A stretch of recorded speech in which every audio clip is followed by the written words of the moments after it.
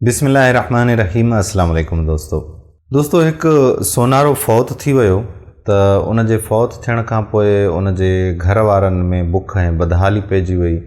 बुख अची दिरो ॼमायो, जेका उन्हनि वटि रक़म हुई उहा बि ख़र्च थी वई ऐं माई वीचारी तमामु घणी परेशान थी वई त हाणे घर कीअं हलायां, बचड़ा कीअं पालियां। पोइ उनजो हिकिड़ो पुटु हुयो, नौजवान पुटु हुयो, उनखे हिकिड़ो हार उन कढी ॾिनो ऐं चयईंसि त बाबा हीउ हार खणी वञु ऐं पंहिंजे चाचे खे वञी ॾे, उनखे चवेसि त हीउ हार खपाए ऐं असांखे इन जी रक़म ॾे त थोरो घरु हलायूं, असां ॾाढो मजबूरी में अची विया आहियूं।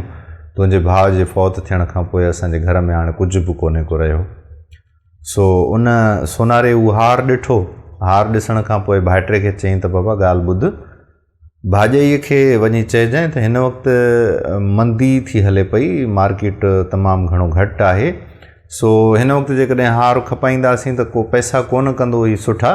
इन जे लाइ जीअं इहा मंदी ख़तमु थी ऐं थोरो मार्केट में चुरपुर थी त मां पाण ई घुराए वठंदुसि हार ऐं पोइ खपाए वठंदासीं। सो इहो हार तूं खणी वञो। उन कुझु पैसा बि उनखे ॾिना त तव्हां इन पैसनि मंझां पंहिंजे घर जो फ़िलहालु गुज़र सफ़र कयो।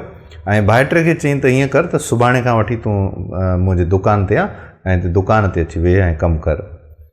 ॿिए ॾींहं ते उहो उनजो भाइटो जेको आहे दुकान ते अचणु शुरू थी वियो ऐं उते कमु कंदो रहियो, काफ़ी अरसे ताईं कमु कंदो रहियो ऐं उनखे सोन जी सुठी तरह सां सुञाणप थी वई, ॼाण सुञाण थी वई।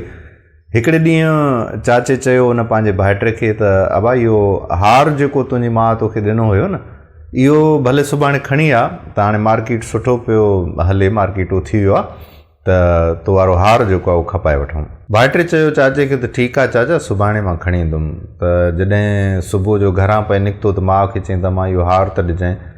हार जॾहिं छोकिरे ॾिठो त ॾिसण खां पोइ चयईं, दिलि में चयईं त इहे हार त नकली आहे। उहो हार उते रखी वापसि ऐं दुकान ते अची वियो।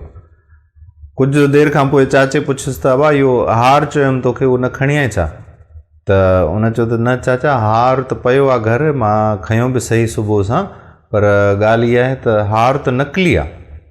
त चाचे चयोसि बिल्कुलु नकली हुयो हार, मूंखे ख़बर हुई, ख़बर न आहे त अदा कहिड़े मक़सद जे लाइ इहो हार रखियो हुयो घर में। बहरहाल हार नकुली हुयो ऐं जंहिं टाइम तूं मूं वटि इहो हार खणी आहीं, जेकॾहिं उन टाइम मां तोखे चवां त बाबा हार नकुली आहे ऐं हीउ कोन हलंदो ऐं हीउ ख़राबु आहे, त शायदि भाॼई सम्झे हा उन टाइम त हाणे असांजा हालात ख़राबु आहिनि त इन जे करे ईअं थो करे ऐं सोनारे जे घर में हार नकुली भला कीअं थो थी सघे।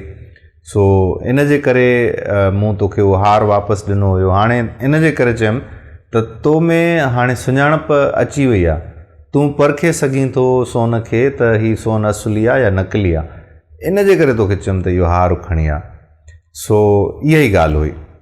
सो दोस्तो कॾहिं कॾहिं ईअं बि थींदो आहे त असां जूं जेके ॻाल्हियूं हूंदियूं आहिनि उहे असां उल्टियूं वठंदा आहियूं ऐं उन अॻियूं जेको माण्हू हूंदो आहे उहो सच चवंदो आहे, असांखे चङाई चवंदो आहे, हक़ जी ॻाल्हि कंदो आहे, पर असां सम्झंदा आहियूं त असां सां वॾी नाजाइज़ी कयूं पियो वञे।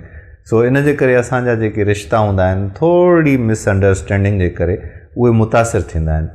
इन जे करे जॾहिं बि रिश्तनि जे विच में को बि मामिलो थिए थो, पंहिंजाइप में जेके रत जा रिश्ता आहिनि उन्हनि जे विच में को बि मामिलो थिए थो त उन ते सोचणु घुरिजे।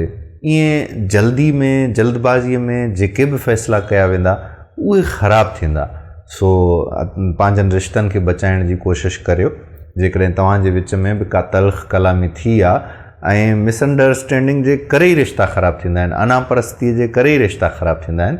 रिश्ता इन जे लाइ हूंदा आहिनि त उन्हनि जो तक़दुस पामाल न कजे, उन्हनि जो ख़्यालु रखियो वञे, उन्हनि जी हुर्मत जो ख़्यालु रखियो वञे, इज़त ऐं उन्हनि जे मर्तबे जो ख़्यालु रखियो वञे।